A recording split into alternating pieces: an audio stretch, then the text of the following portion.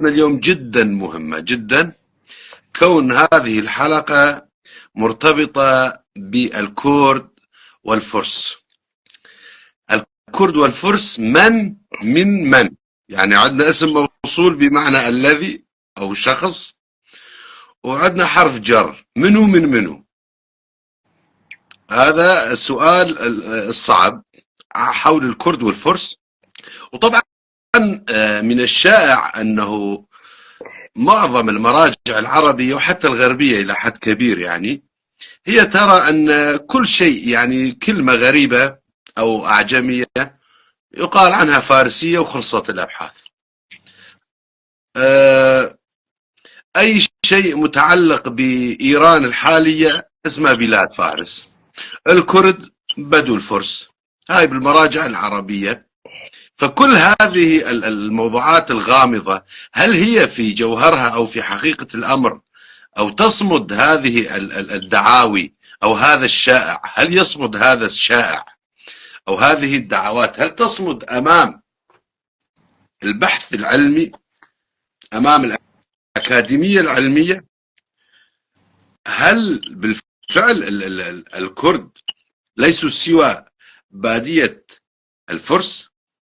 هل الكلمات الكردية التي تجدونها في اللهجة الدمشقية أو الحلبية أو في بغداد أو في مصر، يعني الكلمات التي تجدونها في اللغة العربية بمجملها، هل هي بالفعل كلمات فارسية أم أنها كلمات كردية استعارتها اللغة العربية أو حتى استحوذت عليها؟ هل الجغرافيا الإيرانية هي جغرافيا فارسية صرفة وليس الكرد سوى رعاية فيها عبر التاريخ؟ كل هذه الأسئلة يعني سنحاول الإجابة عنها واحدة تلو الأخرى مع الأستاذ مشتاق الباحث. خلينا نقول يعني الرجل لا يزعم بأنه أكاديمي، لكنه باحث مستقل مهتم باللغة البهلوانية، يجيدها بشكل جيد، التاريخ الإيراني بشكل عام شبه متخصص فيه. وأهلا وسهلا بك. يا هلا بك. والمدح وجد مذمة.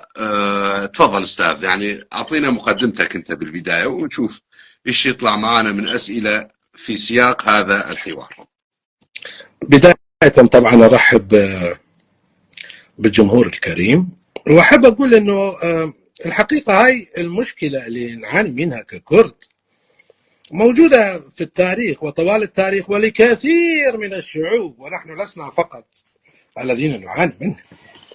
فعندما تفتح المصادر تقرأ المصادر، الناس يقولون عن احنا نقول عليهم ألمان، والإنجليز يقولون عليهم جيرمان، والفرنسيين يقولون عليهم ألماني، لكن هم نفسهم خطية بيسموا نفسهم إيش؟ دويتشا، وبيسموا بلادهم دويتشلاند. هذا مثل بسيط. جيراننا الأرمن هم بيسموا نفسهم هايك، وبيسموا بلادهم هايستان، باقي الناس بتقول لهم أرمن. هكذا يعني نحن كذلك ابتلينا بهذه البلوى، لكن بلوتنا بطبيعة الحال أكبر بكثير. فنحن الكرد لا ليش نكبتنا؟ لأن نكبتنا أكبر. أرمينيا دولة عندها مؤسسات وعندها جامعات وعندها كليات وتدافع عن نفسها وتصلح أخطاء التاريخ مثل ما تريد.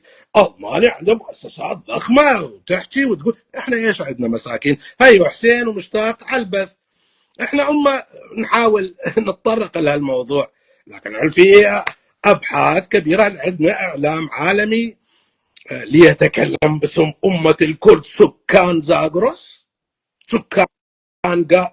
منذ الأزل، وإحنا الكرد، ولكن ليس لدينا إعلام. هذا جزء من أنه المشكلة لا تزال قائمة، أننا أمة منكوبة مجزأة لا تمتلك مؤسسات.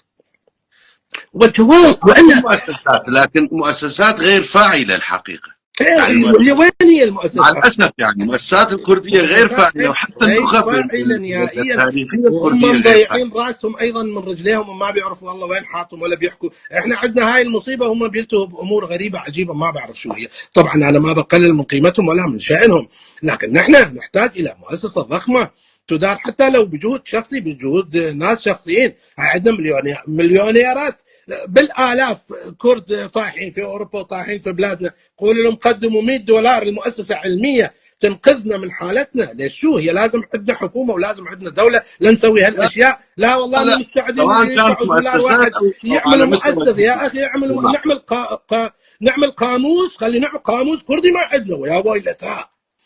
المهم نرجع يعني انا بعصب شوي، سامحوني اصدقائي بخصوص هاي الامور، لانه احنا نعاني من اهمال شديد، واحنا ما مالين نفسنا ونجي نلقي بمشاكلنا على الاخرين. يا احنا نخلي نحل امورنا بانفسنا. هسه خلي كم مليونير كردي يتطوع يعملوا لجنه، تعال يا فلان تعال يا فلان اسوي لكم لجنه، اعملوا قاموس كردي، قاموس للغه الكرديه ما عندنا. عندنا قاموس كرمانجي سوراني، واحد بيكتب له كلمتين على جوجل ما بعرف. المهم نرجع لموضوعنا. هل بالفعل الكرد هم بادية الفرس ومن هالنوع هذا وما نراه في المعاجم؟ هل هذا الكلام خلينا نقول في جوهر المعرفة والعلم ووفقا للمعطى التاريخي؟ نعم. هل هذا حقيقي؟ الحقيقة أن الجواب بسيط يعني. جدا لدرجة ستتفاجئون منه. جواب بسيط، وهو أننا نحن الكرد أهل زاغروس منذ أيام كهف شاندار. أوكي، وهذا معروف. أول شعب أطلق عليه اسمهم نحن، ومن سمانا سمونا السومريون والأكاديم. السومريون هم مخترعوا الكتاب. قبل السومريين لا يوجد أحد في العالم كله يعرف كتابة. فلا نعرف ما اسم الشعوب العالمية، ما هاي القبائل اللي كانت في العالم ايش اسمائهم ما نعرفها، ما حدا بيعرفها. السومريين بدأوا يسمون الأشياء كتابة وبقيت لنا ومنهم نعرف الأسماء. فهم أول من أطلق على شعب زاغروس، هذا السلسلة الفقرية زاغروس جبازة، أطلقوا عليهم ماذا؟ جوت الجوتيين. وبأطلقوا على بلادهم جوت يوم. قبل أن يكون هناك ميديا، قبل أن يكون هناك بابل، قبل أن يكون هناك فارس، قبل أن يكون هناك أي شيء آخر، السومريون سمونا باسم جوت الجوتيين بالعربية. وجوت لو تشاهد فونومولوجيا يعني صوتيا حسب علم الأصوات، جوت قريبة جدا من كلمة جرد وكرد، وهكذا. وحتى الجبل جودي من جودي، من جود، وجود تعني المقاتل الشديد باللغة السومرية يسموه العسكري الجندي المقاتل يسموه جود، وهم سمونا يعني مسخرة تاريخية. نحن أول الناس سمينا باسم قريب من اسمنا الحالي وهو جود، ونحن الجوتيين. وهو أقدم اسم، ربما أقدم طيب اسم لحدا يجيني مصوبط على تاريخي ويقول لي أنت جاي من عندي هاي كيف؟ أنا مش فاهم. طيب ورا الجوتين يابا، راحوا الجوتين اجوا نعرف بلشوا الناس يكتبون ويسوون ويسجلون ويدونون الاسماء. بيسجلوا اسماء مين؟ ما كلهم شعوب زاغروسيه. الميتانيين، الحوريين، الصوباريين، اللولوبيين، هاي كلهم وين؟ هاي كلهم في قسم زاغروس اللي احنا فيه. منطق غير هذول اجدادنا كانوا قاعدين بنفس مناطقنا يعني ولا شو ولا ايش؟ نحن ما كنا بنسجل يعني الجوتين ما تركوا لنا شيء، لهذا ما نعرف الجوتين شو كانت قبائلهم وشو كانوا بيسموا نفسهم. بس في هذه التسميه اللي اطلقها علينا السومريين وما يشبهها، كاردو، كاردا، كلها جود، كاردو، كلها الفاظ متشابهه لان مصدرها واحد، هو المصدر السومري القديم، وبقي الاسم يستخدمونه الآشوريين بصيغه مختلفه قليله، لان هذه شعوب كانت تكتب. الأكاديون السومر كانوا يكتبون، نحن ما كنا نكتب. لا يوجد سوى الميتانيين هم من كتبوا، الميتانيين هم من كتبوا باللغة الميتانية. لكن هل يوجد كردي لحد الآن مختص باللغة الميتانية؟ يعرف قراءة المسمارية الميتانية؟ أنا لا أعرف. يعني نصوصهم معروفة للأعمار. مزاعم من بعض الكرد، أو يعني قبل فترة حتى صار نوع من المناوشة بيني وبين شخص حول انه يقول انه هو يحكي بكل اللغات او متخصص، خلينا نقول يقول متخصص بكل اللغات السامية وايضا اللغات المسمارية. يعني يعرف يقرأ مسماري طبعا. هذا المفروض يشتغل يروح يشتغل في متحف لندن بيعطوه هيك عنده محاضرة بمكان بإحدى الدول العربية. لأنه لأنه هاي معلومة لكم عشان تعرفوها. المتحف البريطاني في الأقبية، في السراديب تبع المتحف البريطاني، آلاف الرقيمات السومرية موجودة تنتظر دورها في القراءة. انتوا عبالكم قراءة رقم سومري كأنه لعب شطرنج؟ لا يا حبيبي، ما في هذا الكلام. هذا اللي بيقول لكم هيك هذا بيضحك عليكم، هذا بياكل براسكم حلاوة. مين بيعرف يقرأ سومري يا زلمة؟ شو الحكي هذا؟ آلاف أطنان من الرقيمات الطينية في سراديب. شايفوا هذه المعلومة؟ هناك من يتحدثون بها ويعدون على الأصابع في العالم. فلنعود إلى صلب الموضوع. نعم. يعني نحن كل هاي الشعوب، نحن السوباريون، نحن الجوتيون، نحن الكاردوخيون، نحن الميتانيون، نحن كل هذه الشعوب سواء كتبت أو لم تكتب، لأنها كانت تعيش في بلادنا. يا أخي هذا البيت عتيق، أنت عايش فيه، وجدك الرقم 12 كان عايش فيه. يعني شو بدك أكثر هيك من صلة قرابة تربطك بأجدادك؟ ما هو نفس المكان، عايشين بنفس المكان، ما رحنا لأي مكان ثاني، لسه موجودين. طيب. نحن فيها يعني ولسه بنعيش بنفس الطريقة. نقطة مهمة يعني بلا مقطوع لحكي. نعم. أنت ذكرت أنه يوجد اسم للكرد في الرقم والمسلات الميسوبوتامية، وأولها وأهمها السومرية، هي الكتابات السومرية. نعم. هل يوجد ذكر مثيل للفرس في تلك الكتابات القديمة؟ لا طبعا. أول ذكر للفرس عدا عن ما ذكر في التوراة أو في سفر أستير، هل يوجد ذكر لكلمة فرس؟ لا يوجد ذكر لكلمة تشبه. شوف، احنا بداية لازم تفهموا احنا عندنا مشكلة، هي هاي التسميات. يعني احنا ككرد اخذنا هاي الكلمة من العرب وصرنا نستخدمها بنفس المعنى، وهذا خطأ عظيم منا احنا. يعني فرس، العرب يقولون عليهم فرس والعرب يقولوا عليهم فارس. احنا اخذنا الكلمة من العرب وصرنا نستخدمها، وهذا كارثة. هي مو اسم، ما في شيء اسمه فرس، في شيء اسمه بارسا. اقدم اسم هو بارسوا. الاشورين بيقولوا وين في سنندج الحالي، وين في مهابات، هاي المنطقة كانوا بيسموها بارسوا. هذا اقرب شيء لكلمة فرس او بارس او بارسا. بارسا اسم جغرافيا يا استاذي العزيز. يعني هذا أي واحد لم يذكر الفرس بحرف الفاء فيما عدا المراجع العربية التي جعلت البي في. نعم، واحنا بنجيبها بنفس الخلق، فاخترعوا. اسمح لي، المشكلة مو بالاسم. هم يقولون فارس انهم كل اهل ايران ونحن من ضمنهم. هم يقولون الفرس هم كل اهل ايران ونحن من ضمنهم، وهذا خطأ شائع عندهم. طب احنا اخذنا خطأهم، الخطأ الشائع تبعهم، وجينا احنا نطبقه على تاريخنا. ايش هاي الكارثة؟ اعظم من هالكارثة بدك؟ اول ذكر لمنطقة تشبه كلمة بارسا هي مقاطعة بارسا جنوب غرب إيران على سواحل الخليج. هذه اسمها بارسا. أوكي، من إمتى؟ مش من زمن السومريين ولا من زمن الأكاديين ولا حتى من زمن لا يمكن أن يكون هذا خلينا نقول إنه هو سوء فهم عند الأخوة العرب. يعني هم شعب أجنبي عن المنطقة. يعني اليونانيين أيضا ارتكبوا نفس الخطأ. العالم كله بيرتكب نفس الخطأ بحق الشعوب الأخرى، خطأ غير مقصود. هو غير مقصود. طب احنا الحين في سنة 2023 نيجي ناخذ الخطأ المقصود تبعهم ونسويه تاريخ؟ هاي كارثة والله. نيجي نستعمل الكلمات بنفس المعنى تبعهم. ما انت بتسألني ايش هي فارس، خليني اجاوبك. المحور يعني اول ذكر لبارسا هي مقاطعة جنوب غرب ايران، ومن يعيش هناك ينسبونهم إليها، ينسب فيقول بارسيان، في اللغة البهلوية يسمونهم بارسيان أي أهل بارسا.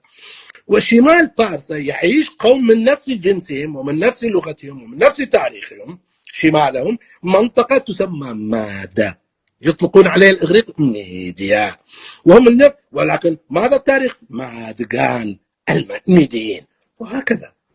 وأول اسم في التاريخ هو اسمنا كما قلت، لا، اسم بارسا أقرب كلمة قديمة لها هو بارسوا.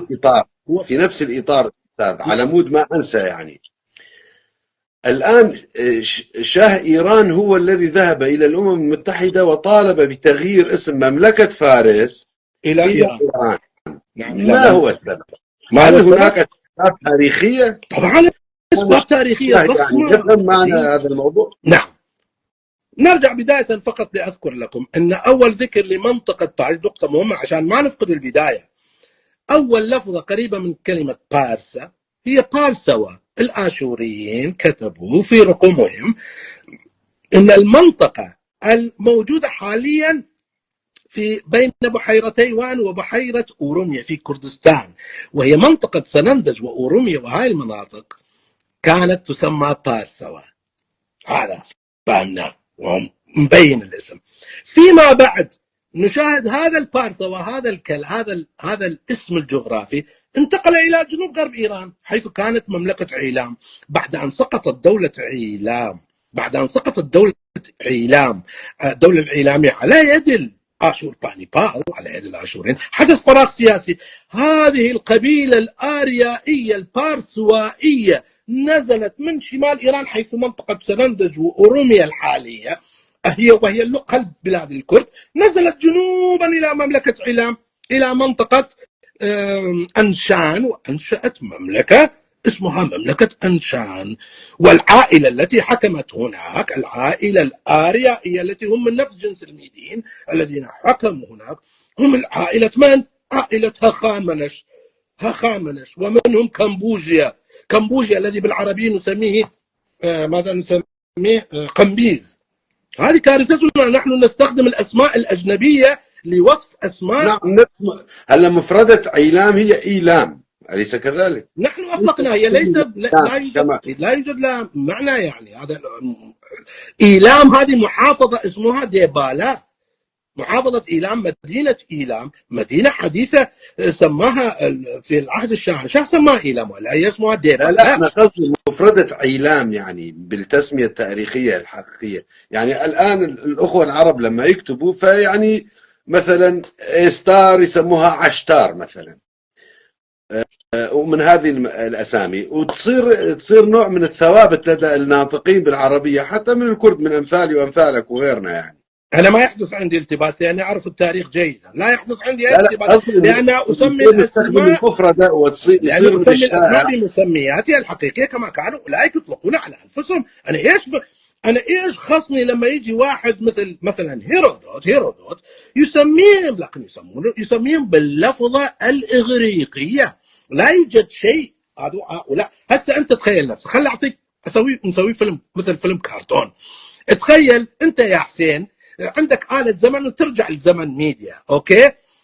تسأل الناس أين مدينة همدان؟ يقول لك ما في شيء اسمه همدان. طيب تستخدم الكلمة الإغريقية، وين مدينة أكباتانا؟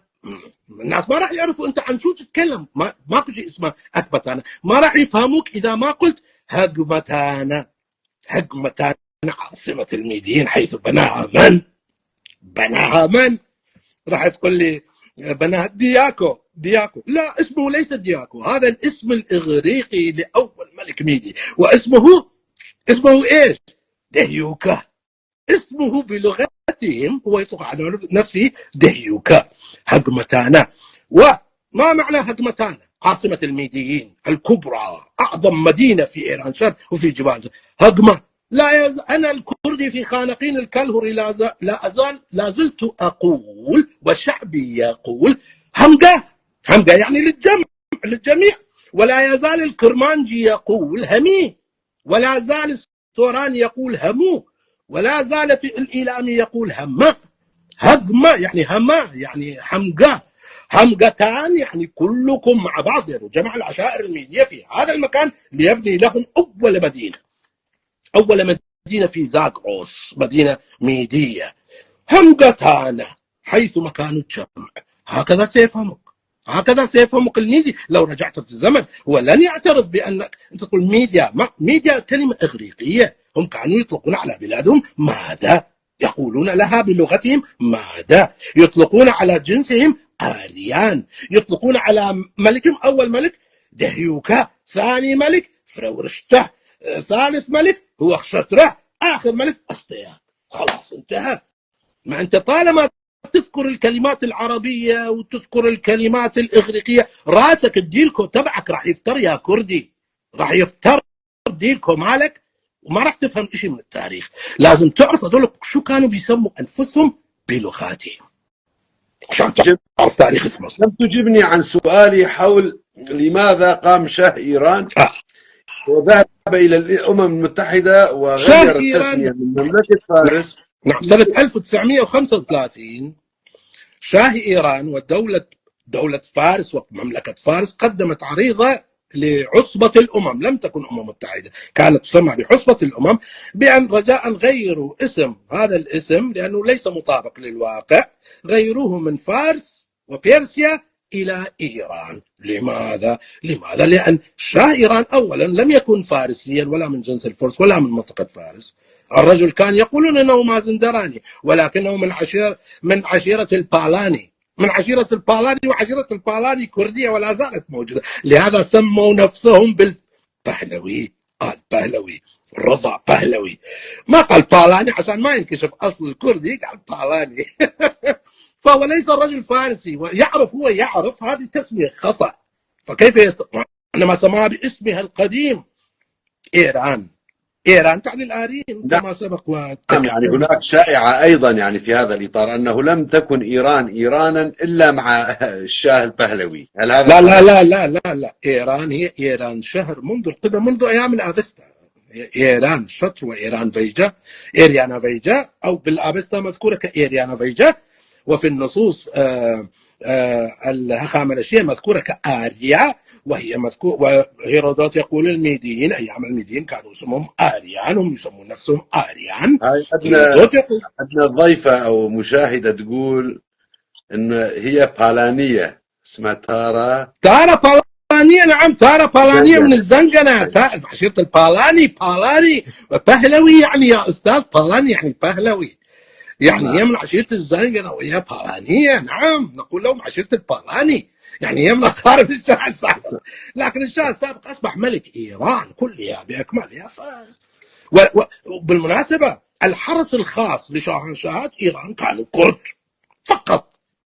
فقط يأخذون الكرد. كل الحرس الخاص للشاهنشاه الإيراني كان كرديا من غير جنس الأكراد لا يجلب، ولكنهم لم يصرحوا بأصلهم الكردي.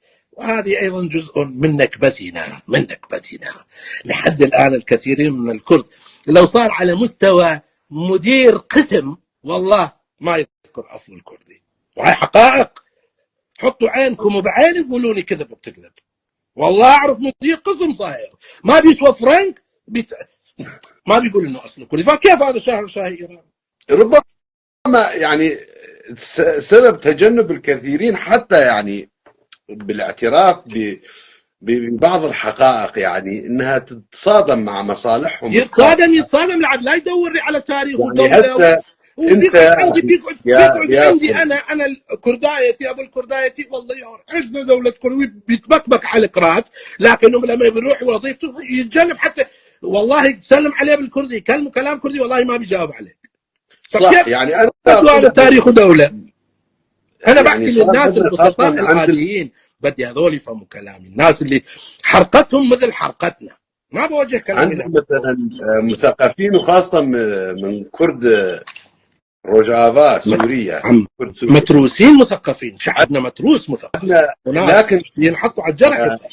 اللي صار قبل فترة أستاذ، بما أنه نحن أخذنا الموضوع يعني في هاي الفترات، نلاحظ حتى تجنب، أو يعني أنت مدبر نفسك يابا، مدبر راسك تشتغل وهي جهات إعلامية، جهات سياسية، هي غير كردية، يعني تدعو للوطنيات المعروفة بالمنطقة، الوطنية التركية والوطنية السورية والوطنية الإيرانية ومن هذا الشيء. يعني نعم يا أخي أنا مفهوم. مو قلت لك يعني دبر راسك، ما في مشكلة، ما بي شغل، ما بي كذا، دبر راسك، بس إنك وتسكت عادي، لا إنك تروح تتجرأ على اللي نحن الجماعة اللي ما لنا مصلحة بحدا، نريد نطلع الحقائق. أنت ليش واقف بالمرصاد إلنا؟ يعني هاي قصة هذا تسوون آدم كردي، ده تسوون ما أعرف شنو كردي، انت هيك راح تتحول الى تتناولون انت راح التاريخ تحول موضوعنا الى بعنصرية. موضوع علم نفس، يعني موضوع علم نفس راح بالضبط، يصير. يعني انت فوق ما انك دا ترتزق، اوكي، إيه ليش دا تحاربني بعد؟ عقدة ارتزقت الدونية. بالسم الهاري على بطنك، حق كل محاضرة او حق كل كتابة تكتبها سم يعني يشلع قلبك. هاي ما عندي مشكلة معاك، تسمى، هاي عقدة بس ليش الدونية واقف يا حسين، هاي شايل سيفك عقدة وواقف الدونية. قدامي جاي تمنعني اني اطالع الحقائق؟ على لانك الاقل الان تحريك الناس انا تعرف. نعم ما في. نعم. الموضوع خلينا لا نروح على علم النفس، الله يرضى بالضبط، عليك على كل حال نحن نصطلح كنا راح باتجاه ننطر. ايران. خلينا نرجع هسه لموضوعنا من التاريخي. ضمن نعم السبق اللي انا وانت يعني عملناه، السبق الصحفي حول هذا الموضوع، انت قلت انه لا يوجد شيء. هسه اذا قلت لي تتحداني اذا تروح على ايران، اتحداك يطلع حدا يقول لك اني فارسي من اي القوميه والله صعب الفارسيه. صعب، روح للقرى ولا يقول له انت شو مو فارسي. انا بتقن الفارسيه بطلاقه يعني، مثل ما بتقن العربيه ومثل ما بتقن الكرديه. اروح اقول له شو مو فارسي، يقول لك ها فارسي. فارس كان لا توجد كلمه فوق قوميه اسمها فرس، وهي معلومه للجميع. هناك اللغه الفارسيه وهناك اقليم فارس، مقاطعه فارس جنوب غرب ايران. روح للافغان يقول له انت فارسي والله يذبحك. روح للبلوش يقول له انت فارسي والله بيحط سكينه على رقبتك. يروح للطاجيك يقول له انت فارسي شوف شو يعمل فيك. روح للمازندران يقول له انت فارسي. هاي الدعايه من وين جايبينها؟ ما انا ما بعرف. دعايه بتلوكوها ليش؟ لانه نحن الكرد درسنا في مدارس عربيه وتعلمنا من العرب فرس فارس فرس فارس فرس فارس. هذا دماغنا الديركو تبعه مضروب. مع انه هذه الحرف، هذا الحرف الفاء بهاي التسميه ما له اي وجود. لا طيب اسمها يا القديم، اخي، اسمها القديم فارسه. شوف اسمها استاذ، في طيب انا الاتحاد بدي الساساني ادور فارس.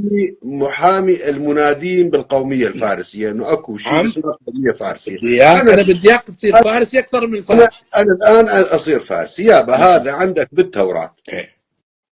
ب شو اسمه بسفر استير، مهم. تلاحظ انه من يحكي عن اخشورش او اخشوروش، انا ما اعرف اذكر الاسم كما هو، آه. بعدين صح لي مو وهي مشكله. هالكارثه احنا لسه بنقرا. يعني يلا من يتناولونه يقول وقعد مع، يعني كان جالس مع ملوك وامراء وجيوش ماد وفارس، ماد وفارس، يحاول يفرق بين المجموعتين يعني. نعم. ايضا، ولا اقول لك نخليها من بعد، كيف تجاوب على هذا الموضوع؟ اولا عشان قبل ما تنتقل للعهد القديم اللي بيحكي عن الملك اللي بيسموه احشويروش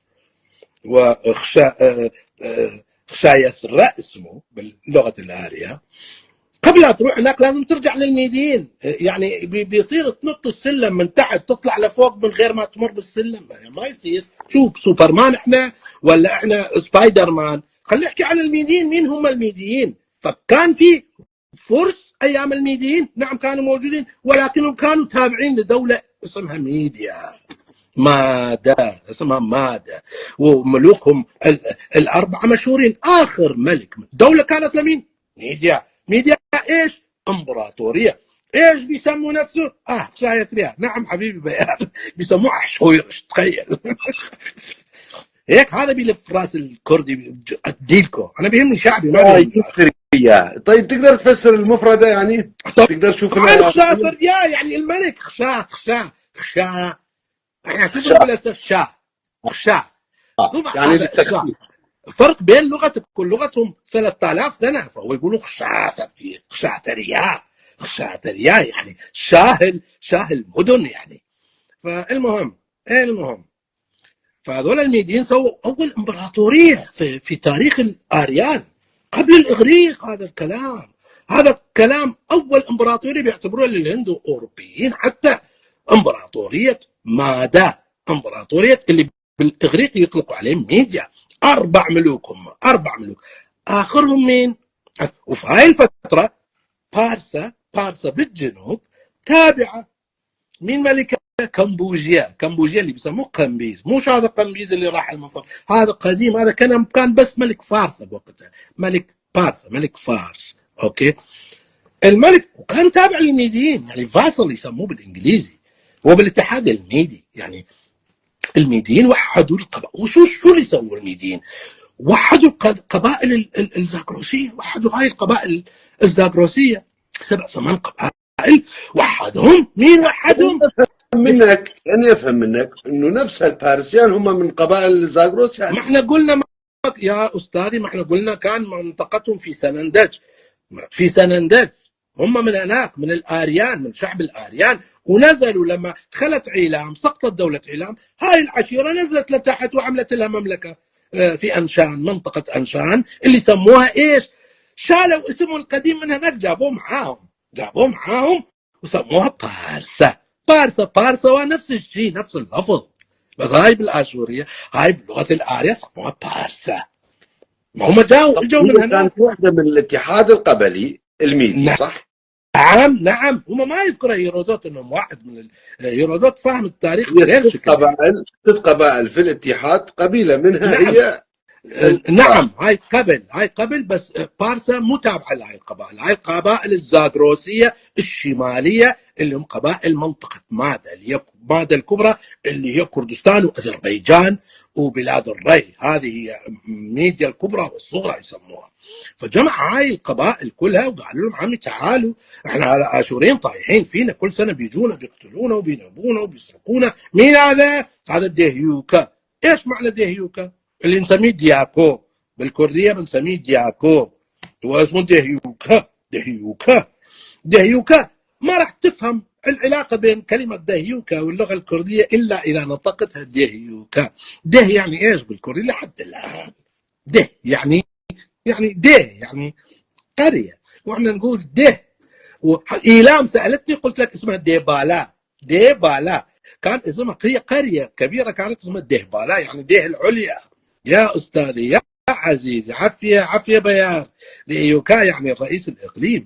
دهيوكا يعني يسموه قرية كبير المدينة. لأنه شوف، حتى يعني إذا تذكر بالقرآن يعني يقول لك، يقول إذا أردنا أن نهلك قرية أمرنا مترفيها قرية. يعني قرى كبيرة، ما كانت في مدن ضخمة في وقتها. لا هي يعني كانت تسمية، يمكن القرية والمدينة ماكو فرق. نعم ما في فرق. لا على رأي حتى مدن ضخمة كبرى وقتها ما في مدن ضخمة كبرى في بلاد زاغروس. هاي بلاد جبلية يعيشون فيها القبائل والعشائر الآرية منذ الأزل. يعيشون فيها القبائل الزاغروسية ولحد الآن. ليش نحن بنقول كردوارينا؟ هذا مو جاي من اليوم اللي بعض الأكراد يستعرون منها، والله بدو الفرس، هاي بعدين نجيها. هاي حياتنا الكردواري اللي تمتد آلاف السنين إلى قبل في جبال زاغروس. هم نفس هذول القبائل الكردوارية اللي وحدهم دياكو وجعل منهم أمة، وبنى لهم مدينة أكباتانا همدان العظيمة، اللي هيرودوت بيقول إنها كانت أعظم مدينة شافها بحياتي، عندها 7 أسوار، كل سور بلون شكل.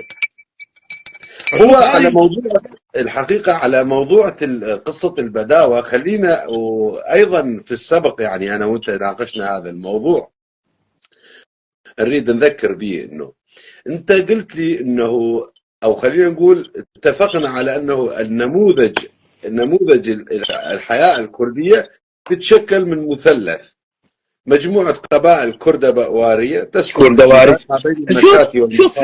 شوف أنت يا حسين كرمانجي، معلش يعني أنا بتعرفني زي السيف. شوف أنت كرمانجي، وكم كرمانجي بالله يعرف كردواري؟ يا كرمانج، بدي هسه استفتاء اسوي لكم، كم واحد منكم يعرف كلمه كردواري في اللغه الكرمانجيه؟ على فكره لا امير شعراء الكرمانج مين أمير شعراء الكرمانج؟ أحمدي خاني. يعني مين الملك؟ ملاي جزيري. شو بيقول في ماموزين، في مطلع ماموزين؟ شو بيقول؟ شيكوا، روحوا شيكوا يا كرمانج، يا أيها القسم الأكبر من أمة الكرد اللي ما بتعرفوا شو معنى كردواري في لغتكم.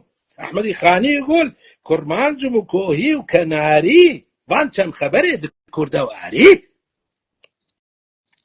أحمدي لا خاني لا، صاحب حسب ماموزين يقول وأنتم ما الكردواني بتعرفوا شو يعني. معنى كردواري. انا شفت اهل زاخو ودهوك يستخدموها كما هي يعني. وخاني استخدمها، خاني امير شعراء الكرمانج الكرد يقول كرمانج وكوهي وكناري. انا كرمانجي كوهي من الجبل وكناري والسهل اللي جنبه. فانشان خبري، هذا ملحمة ماموزين يقولها، فانشان خبري الدكور دواري. لان خاني عايش قبلكم ب 300 400 سنه، فصيلته بكرديته بلغته الكرديه الاقدم. هذه الكلمه موجوده. لنكمل موضوع خلينا نقول نموذج الحياة الكردية. هي قبائل تتنقل بين المصايف والمشاتل. نعم، كردواري. عندنا قرى زراعية، وعندنا الحاضرة أو العاصمة ذات الأمير أو الملك يلي فيها بدوية بكل قبائلنا تنشئ الأمم وتنشئ الإمارات وتنشئ الملوك وتنشئ الممالك وتعيش في أكبر المدن وتعيش في كل، وفي كردستان أيضا توجد مدن. في مطلع ردنا على أستاذ، أتمنى شوية تبعد عن الكاميرا على مود بعدين ما تكون يعني بس حيطلع وجهك. إيه، فقصدي إنه هذا النموذج، نموذج الحياة الكردية سواء بأشكالها الثلاثة اللي لها علاقة بالرعي، وهي أصلا نطق حضارية وليست بدوية مطلقة كما عند الأخوة العرب وغيرهم من الشعوب يعني. لا. يعني يذهبون إلى مراعي ثابتة ويتثبتون فيها. وحتى أنا يعني حسب معرفتي كان عندهم في هذين بين المصايف والمشاتي عندهم زراعات معينة بالإضافة للرعي. نعم. وعندنا قرى كاملة للزراعة تزرع، وعندنا العاصمة زي اللي مثلا اليوم نسمي آمد أو آميدية. نعم. آمد يعني حاضرة، هاي ترجمة حرفية من العربية يعني. خلينا نقول آمد يعني الحضور أو الحاضر. نعم، آمد يعني الحضور، يعني جاء باللغة البهلوية. آمد يعني جاء يعني حضر. نعم. فإذا تفضل احكي لنا عن هذا النموذج المدني، أو خلينا نقول نموذج الحياة، واللي راح تكون فيها أشكال عديدة. نعم. أولا في القصد، نعم، كما يصفون السومريون. إذا بتشيكوا السومريون يصفون الجوتيين، شعب الجوت، بأنهم شعب جبلي يعيش على رعاية القطعان. وعندما الجوتيين غزوا ظان، نعم، عندما الجوتيين غزوا بلاد سومر جلبوا معهم قطعانهم، والسومريين صاروا يشتكون انه عندكم قطعان كثيره بتاكل زرعنا وما بعرف شو. فنحن اهل الكردوادي منذ القدم، منذ العصر السومري، والسومريين مثبتين هذا الشيء. ما يعجبك يا كردي انت بكيفك، روح صير تركي. بالترك كمان بدو، بدك تصير عربي، بالعرب كمان بدو. وين بدك تفلت؟ وين بدك تهرب؟ هو ايش انت ما نحن هم ناقشنا موضوع انه بعد 1200 قبل الميلاد وبعدها صار عندنا النموذج نوع من العودة إلى الرعي بعد تهدم الحضارات. نعم نعم نعم نعم نعم. نحن أهل زاغروس أهل الكردواري. إيش هو الكردواري الذي تكلم عنه في خاني؟ وسأعيد لكم المقطع أيضا نكاية بالبعض. كرمانج مكوهي وكناري فانشان خبري الكردواري. من هم هؤلاء الكردواري؟ من هم الذي تحدث عنهم خاني، وتحدث عنهم السومريون، وتحدث عنهم العرب، وتحدث عنهم كل، حتى يمكن في هونولولو ذكروا. كردواري هو ببساطة القبيلة الكردية، العشيرة يا إخواني نحن أهل قبائل، شيكوا أسسكم، كلكم أبناء قبائل ترجعون إلى قبيلة. هذا يعني لا. طيب أنا سؤالي هو المناطق التي تنسب إلى الفرس ألا يعني ليس عندهم رعي؟ وأيهما أشد لمفردة البداوة؟ يعني خلينا نقول الجغرافيا الكردية هي بالمعنى العربي، خلينا نقول بالمعنى العربي وليس بالمفردة الكردوارية الكردية اللي نعم. هل الجغرافيا اللي تنتشر فيها من يزعمون أنهم فرسان اليوم هل هي أقرب للبادية ولطبيعة البادية بالمعنى العربي أم الجغرافيا الكردية الجبلية؟ يا أستاذي في أرجوك قلبي في إطارها ما في اطار، ما اطار ليش بتحط لي اطر؟ انا بجاوبك من مصادر تاريخيه يا استاذي، لا انا ما بجيب. هل انا قلت لك بيت الجغرافيا روحوا أنت شيكوه. زرت إيران أليس كذلك؟ كيف؟ أنت زرت إيران الحالية؟ لا ما زرتها صراحه، ما زرتها لا والله، بس اعرفها جيدا وانطق الفارسيه بطلاقه، لكني ما زرتها. الجغرافيا الجغرافيا اللي طبعا تنتشر الجغرافيا متوفره للجميع. ما نعم. تسمى بفارسستان مثلا أو لا المناطق تسمى التي بفارسستان، لا تزال هي محافظة تسمى بمحافظة فارس، أوكي. وهي أكبر قليلا في العصور القديمة. شوف، من يعيش في منطقة فارس، في فارس، هذه منطقة فارس، هم قبائل الكردان، تاريخيا يسمونهم قبائل الكردان، ومنهم من؟ ومنهم العشيرة التي خرج منها أردشير بابكان التي أصبح مؤسس الدولة الساسانية.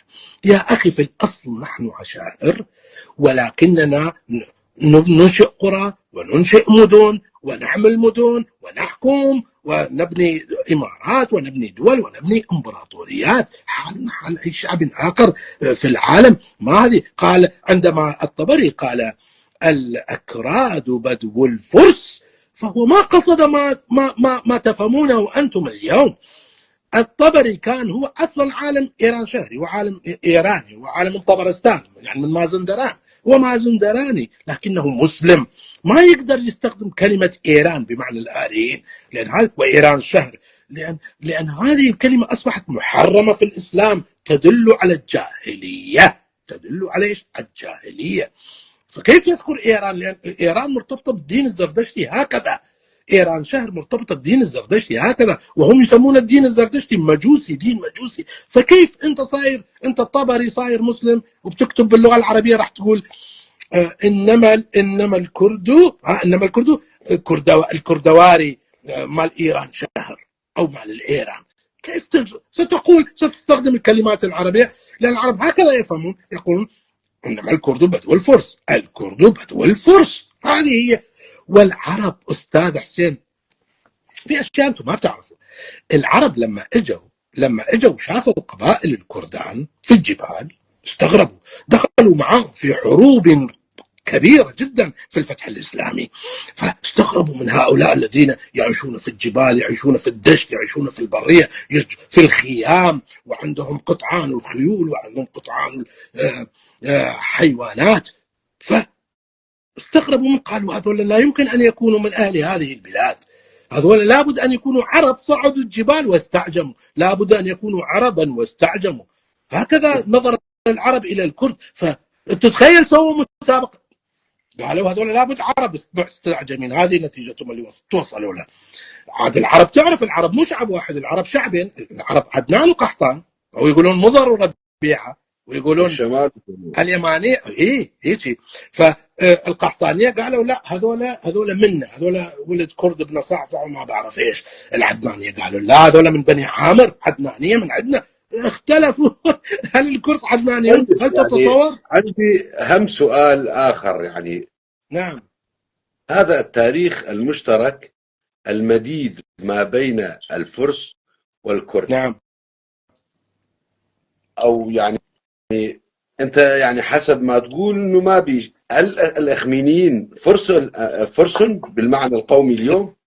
لا ابدا اطلاقا. كيف هم فرس؟ هم اريان، جنسهم هو اريان، ولكنهم من سكان بارسا، فهم البارسيان من سكان، وهم والميديين جنس واحد يا استاذي يا اخي، افهموني. هيرودوت كيف نعرف هذا الشيء؟ كيف عرفت يا مشتاق؟ اسالني كيف عرفت انهم جنس واحد واصل واحد ودين واحد؟ اسالني لاجاوبك. هيرودوت بيقول هيك بالمفتشي بكتابه التاريخ، اسمه ايش؟ The Book of History، اهم مصدر تاريخي في التاريخ. هو اللي فقط اللي يحكي عن الميديين والفرس هذيك الأيام القديمة. فيقول الميديين كانوا يطلقون على أنفسهم آريان. إيش مسمين نفسهم؟ آريان. طيب الفرس إيش كانوا بيطلقوا على أنفسهم؟ ما هي مكتوبة في نقش بيستون، في نقش بيستون على قبر داريوس في باسرقدة، مكتوب لما بيوصف يقول أنا آريا، أنا آريا، أنا ملك فارس، أنا فارسي، يعني قصده من أنا جنسي آريا يا أستاذي العزيز. هو بيقول أنا آريا، يعني بنيجي نصلبط على لسانه. الميديين يقولوا نحن آريان، والفرس بيقولوا أهل بارسا بيقولوا نحن آري. وهذا كمبوجيا أعطى بنته لآخر ملك هو أستياق الميدي، اللي منه إجا مين؟ باني دولة الهخامنشية اللي هو مين؟ كورش اللي يسموه سايروس العظيم. كلمة كورش عارف كيف تكتب في المصادر؟ مكتوبة كورو. الفرس نفسهم يعترفون، بيقولون هذا كورش معناه اسمه ما له معنى إلا باللغة الكردية يا أستاذي. ابن، وهو بالأصل يعني ابن الحصان، المهر هو كرق ولا كرق. والكرد والميديين من عشقهم هم أهل الخيول يعني، وكثير من أسمائهم يدخل فيها كلمة أسب، كثير من أسمائهم يدخل فيها قشتاسب ومشتاح، كلها فيها أسب، يعني كانوا يفتخرون بالحصان، فاسمه يعني مهر كرش. والفارسي ما بيقول كر للولد، بيقول بسر وبيقول أشياء ثانية، فإحنا يعني اسم كرش منه بسر. طيب يعني سؤالي الآخر هو عن أماكن انتشار الإمبراطوريات الإيرانية. يعني بالفعل هذا شيء غريب، يعني الآن يعني ولو أنه الأشياء تحدث عبر التاريخ، الآن نحن لما نروح على موسكو على سبيل المثال أو القرم، نعم. نلاحظ وجود لقبائل تترية موجودة، رغم أنه العملية صار لها آلاف السنين يعني. نعم. أو 1000 سنة على الأقل، خلينا نقول أقل. نعم. الآن لو نشوف الإمبراطوريات الإيرانية مثلا، هي كانت منتشرة في الأناضول، في كل ما تعرف ببلاد الشام يلي هي الدول الأربعة اليوم، في مصر واليمن وحتى العراق. لا نجد عائلة أو قبيلة تزعم أنها فارسية. طبعا لحظة، بينما نجد يعني الكرد، نجد 11 قبيلة في الأردن. نعم. تقول بأنها من أصول كردية، واليوم هي مندمجة مع الأخوة العرب. نعم. عندنا مثلا في لبنان يوجد تواجد كردي قديم، يعني حتى العائلة اللي تحكم الدروز، يعني عائلة جنبلاط، نعم. يعني في وثائق كمال جنبلاط يقول نحن من أصول كردية. نفس الشيء تجد في دمشق، أو إما تجد قبائل تقول أنها كردية، أو عيل تقول بيت الكردي أو عائلة الكردي. في مصر، في اليمن هناك قرى تزعم أنها كردية. في كل هذه المناطق لماذا لا نجد، أو ما هو تفسيرك يعني أنه في أماكن انتشار الإمبراطوريات الإيرانية اللي يقال أن يعني بكل بساطة أي حدا باحث من الأخوة العرب أو من الكتاب العرب بكل بساطة يسوي لك إياها فارسية، يعني هاي الإمبراطورية الساسانية الفارسية الأخمية. العادة منهم من العرب، وصرنا نفكر زيهم. فلهذا وإلا جواب سؤالك هو بسيط، لأنه لا توجد قومية اسمها قومية فارسية. يعني إيش؟ أكتبها قطعة أعلقها وراي، لا توجد قومية اسمها قومية فارسية. هاي التسمية يطلقها العرب على الأمم الإيران شهرية الآريائية، والكرد منهم، والبلوش منهم، والمازندراني منهم، والأذربيجاني منهم، أعد لك كمان، والأفغان منهم، والطاجيك منهم. هذه كلها أمة. هاي الشعوب الآريائية في وقت من الأيام كانت تسمي نفسها آريان. لا يوجد شيء اسمه قومية فارسية. هذه كلمة مستحدثة من العرب، نحن أخذناها منهم وبطنا نستخدمها. فطبعا كل التاريخ عندنا يصير ملخبط. طيب الآن سيخطر ببال المشاهد الكردي، نعم، وقد يفهم منك خطأ، ولهذا أريد نعم صلح لي تشرح.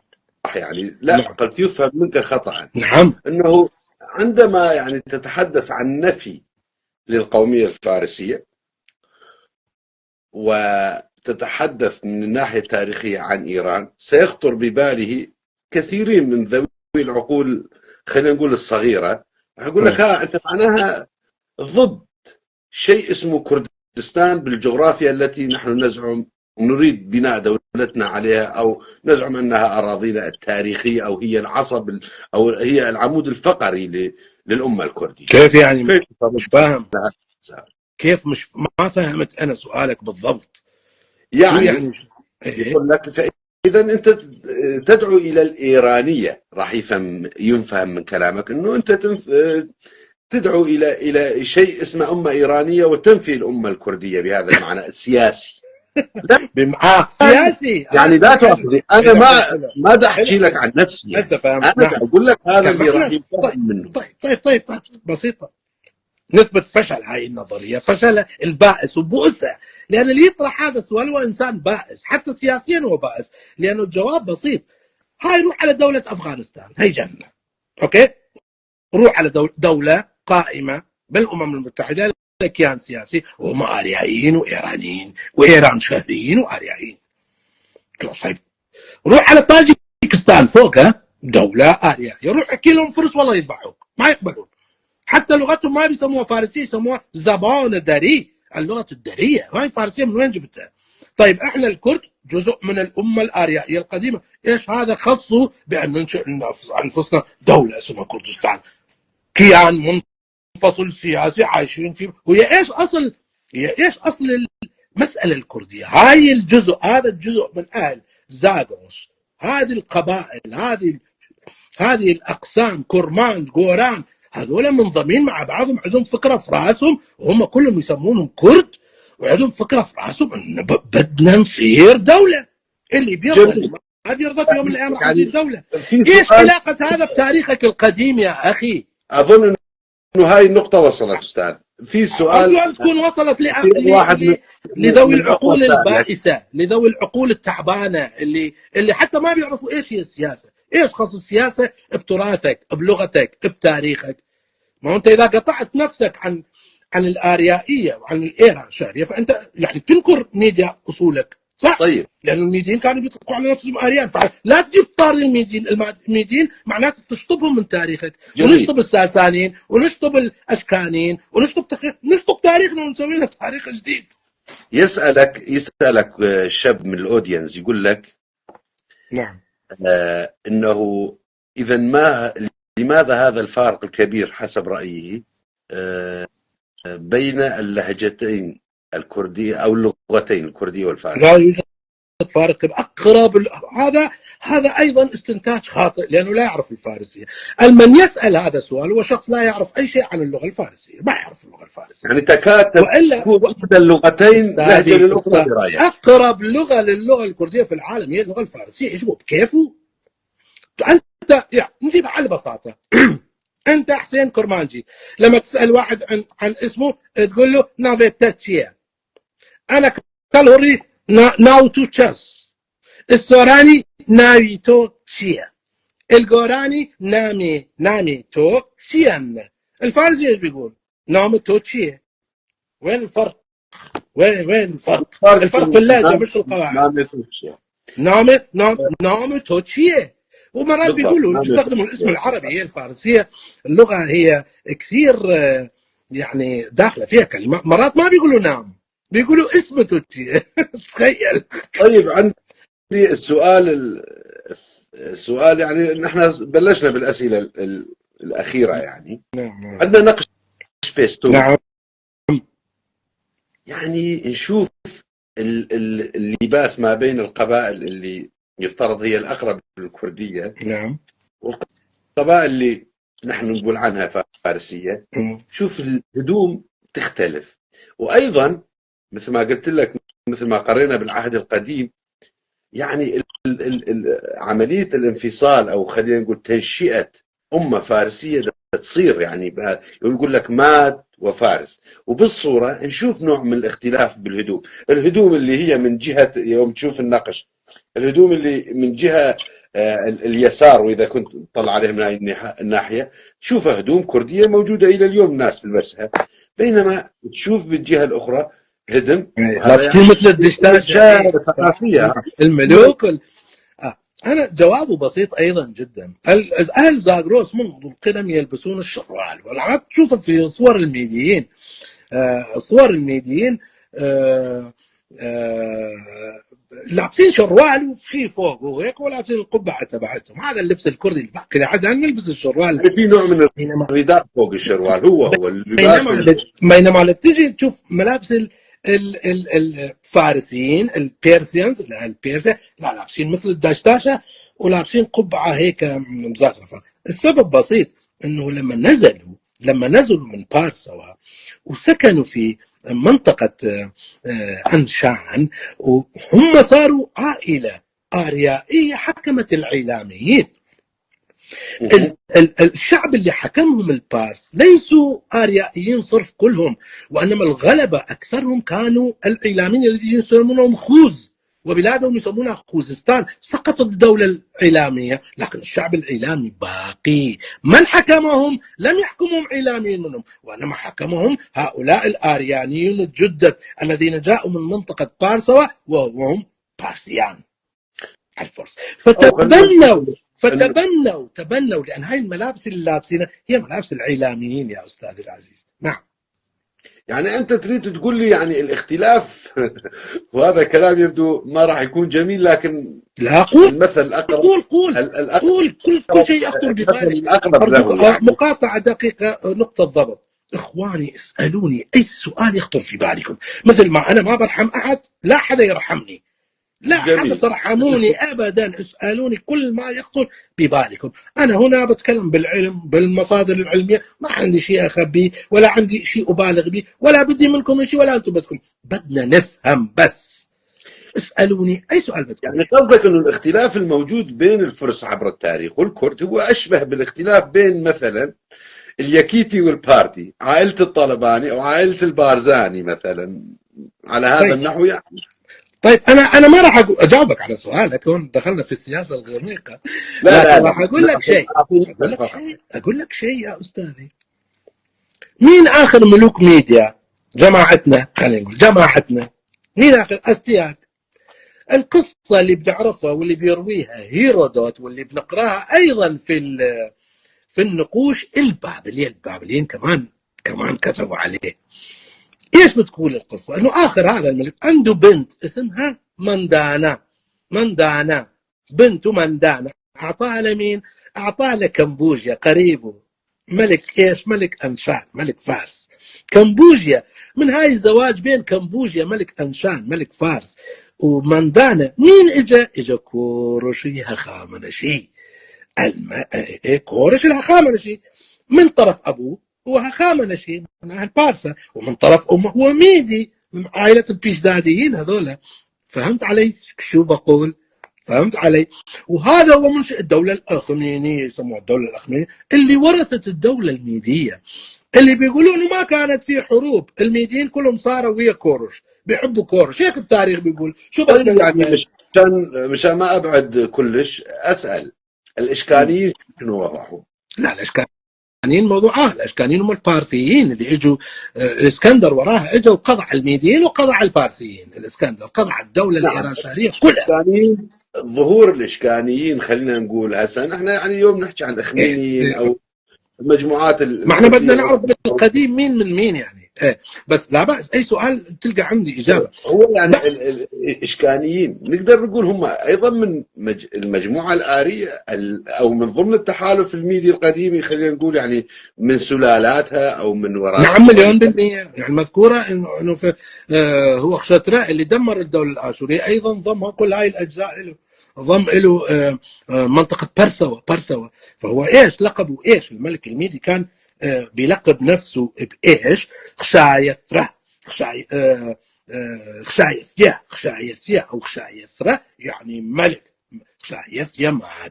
خشايثيا ماذا ثم يقول خشايثيان، ملك الملوك.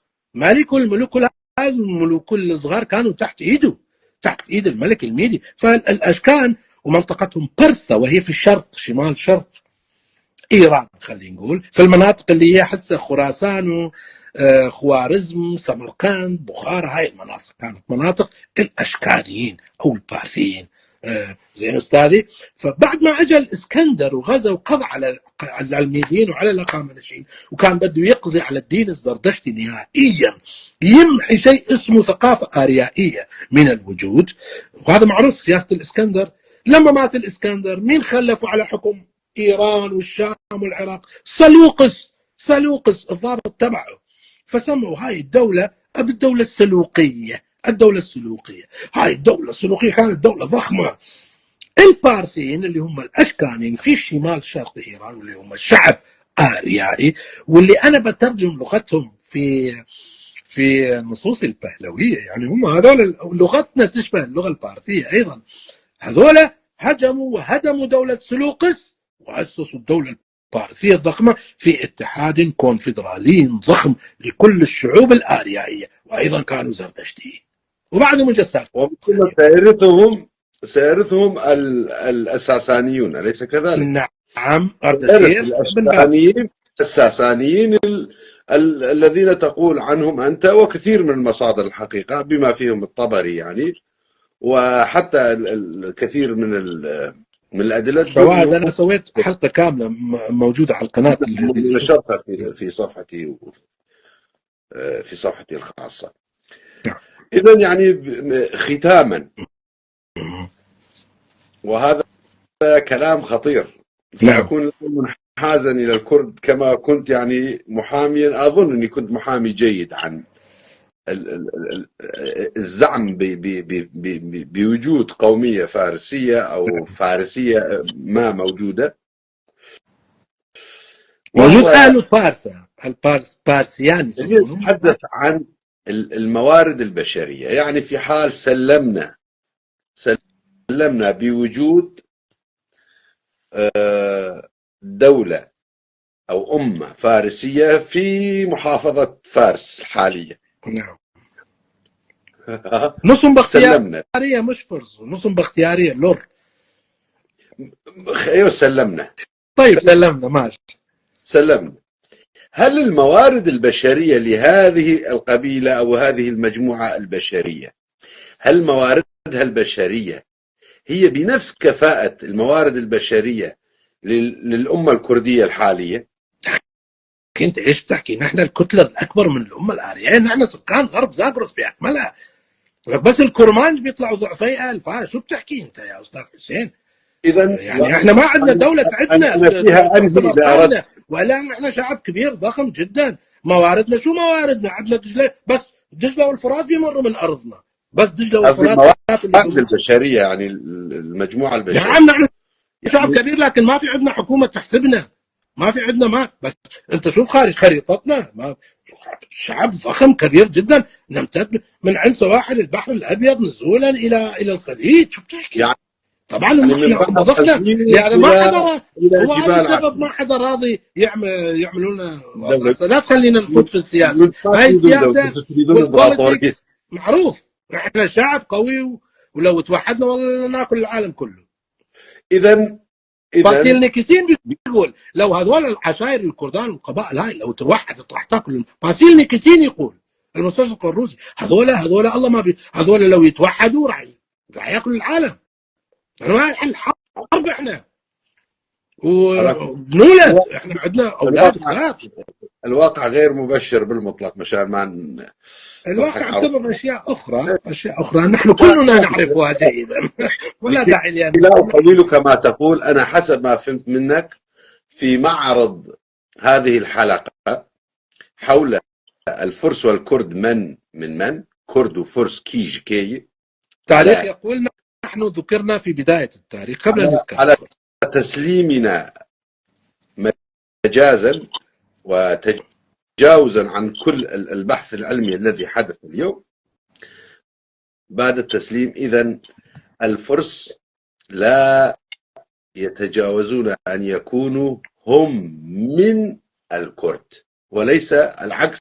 هذا واحد، ولغتهم هي واحدة من لهجات الكرد إذا أخذنا العدد الكبير أو أخذنا المسار التاريخي. أنا هذا الذي فهمته منك، فكيف أعطيك مثلا بسيطة يمكن عليك. لا أفوّلك كما لا تقول.